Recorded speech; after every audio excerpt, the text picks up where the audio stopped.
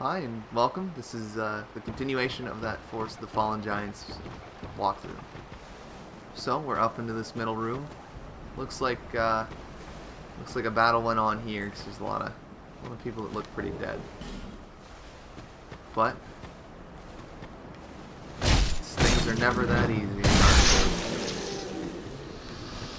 Let's make sure that we don't have anyone else following us because we're gonna go check out over here. Watch out. In Dark Souls, Scholar the First Sin, they added that guy going down the ladder. In the original version, there was just two enemies up here at the top. So it's actually easier than the original version because, you know, the cramped space like that, fighting two hollows when you can't exactly back up to anywhere safe because you just came up a ladder. That can be pretty daunting and can catch you off guard.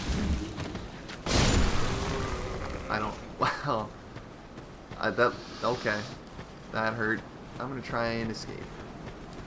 Of course, I activated everyone. They're all. Oh my God! I made a big mistake. Maybe I can kill them as they come down the ladder.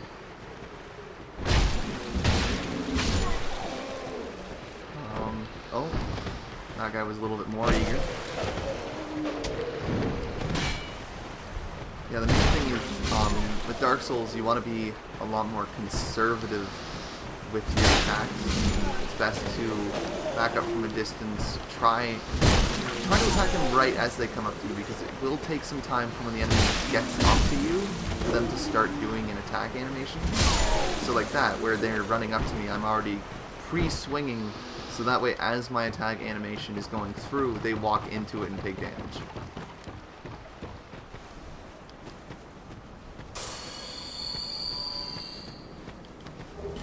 Got another friend here. I'm gonna try and parry him with the two-handed. No, maybe this will work better. There we go. Oh, they're poor. I'm just hitting them right in the dick. So I guess I landed on that soldier guy and just took him out. A lot of useless weapons. Here's another human effigy, furthering my point that, like, let me see, I've got 3 human effigies already. You don't need to take the human effigy starter. These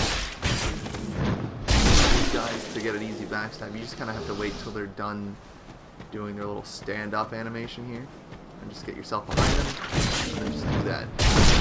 Takes care of a lot of them pretty easily.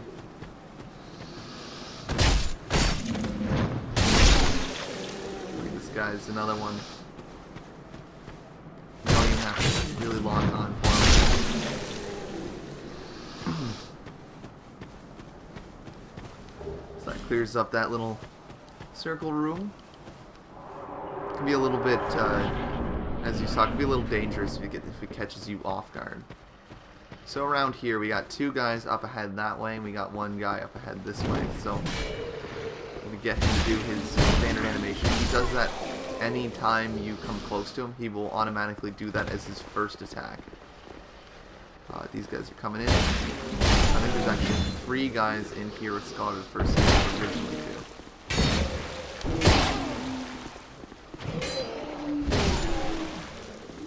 Is there a 3rd? No? Okay. Maybe there's originally 1. I don't know. I haven't played the original Dark Souls 2. Oh, there he is. Get parried too. They just like spreading their legs, waiting for it. Around here is an ambush. Oh, I was lucky. This ambush can be kind of tough if you're not ready. There we go. Take them both out. Ooh. Nutbuster. Guess that's what I should have called this character. So here, a good way to like deal with archers is kind of like move one way down, just kind of zigzag down the hall. Just watch out for the firebomb guy and the archer up there, who will peg you in the back of the head if you're not careful. Let them do their animation.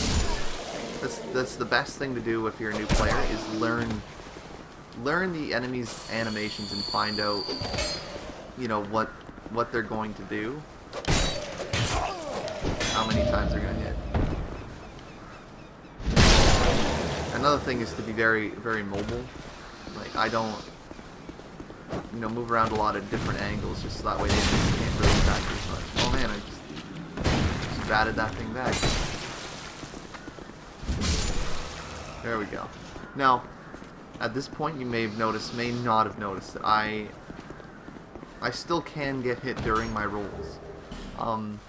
In Dark Souls 2, they added a stat called adaptability, which affects how well you're, or how many invincibility rolls you have, how many invincibility frames you have during a roll, not the other way around.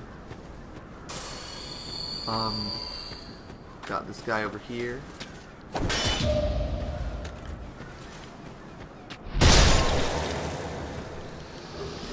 I'll get some gauntlets from him. None of their armor is really useful. It's kind of weaker than static armor you get.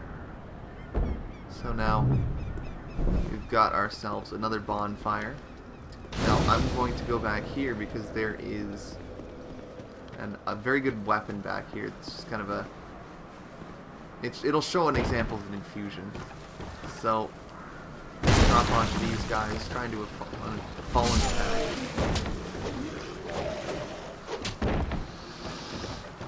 Get behind you there, oh.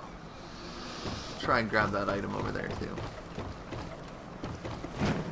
Now I did not rest at the bonfire because the only way to get back up from here is through that hallway I was in before with the ambush and the archer. So resting at the bonfire allows me to. Where are you going, buddy? Where are you going? There you go.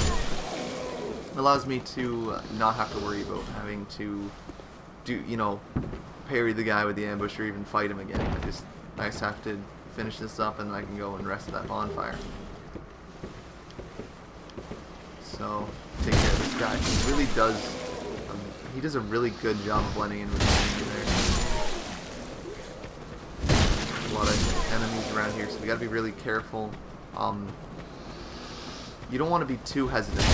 Like, with enemies like this, where they're kind of wandering around, you're gonna want to be a lot more offensive. Whereas if, you know, the enemy comes at you, that's when you get into a more defensive role. Like, okay, I'm gonna attack him right as he comes around the corner. Now these guys can be a little bit daunting too. Let me see if I have a weapon to just kind of make them come after me without falling on me. Because because they have a huge shell, they're not able to be backstabbed. So walking up to them is just asking for trouble. Now, as you can see, I have to roll right as the attack's about to hit me. Otherwise, I'm going to get squashed by those attacks because my adaptability is very low because I'm a low level.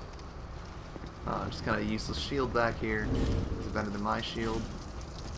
No, not in any way besides it is half the weight. So take care of this guy. Might as well not have my shield as my main hand because obviously I'm not going to be able to block this. That is a 4 hit combo. Will make very quick work of you if you're not watching out. Now down here there is an item. You don't have to worry about the ground, although it looks like that, it will not hurt you. But I wait till they attack once, and then open this door so that way it kind of obscures myself from them, and I get this weapon. It's nothing spectacular. It's just a longsword that's been infused with fire. But if you're like me and took the warrior, you can actually use it right once you get it. And adding a little bit of fire damage, it does do more damage against most regular enemies. Like, let me see. So that does about 143. I think that does about probably 130. So we'll grab that, go back up here. There's an item over there, but I mean I'm already halfway up the ladder, so no sense going back to get it. Now we run back to the bonfire.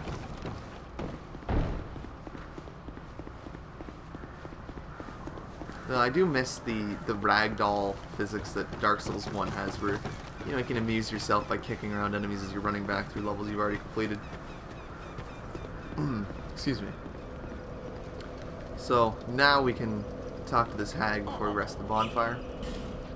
This is the key that obviously says opens the blacksmith shop in Majula. So that guy who was sitting out front, we can now help him out.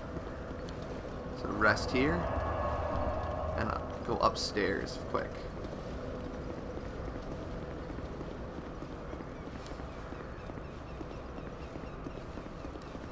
Now this door, it is locked with the soldier key, but because it's in such horrible shape, we can break it down even with fists. Now the pistol wizards, you have to be careful, because there's a lot of weapons like the dagger that have like an upward swing like this cannot hit them.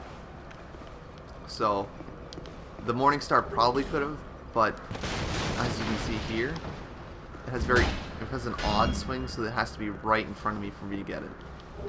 Grab these two items and the chest in the room. Chest can be hard to spot because it really does blend in with all of them, and the crystal lizard kind of does grab your attention away from it. Open this door, and over here, as you can see, another person pretending to be dead. Fire longsword really does make quick work of them. Has a really nice swing too. Like the Morningstar, you have to basically be kissing the guy to get some good hits on him. Or girl, you know. I don't actually think there's a lot of female enemies besides like the sorceresses in this game. So be kissing a lot of guys.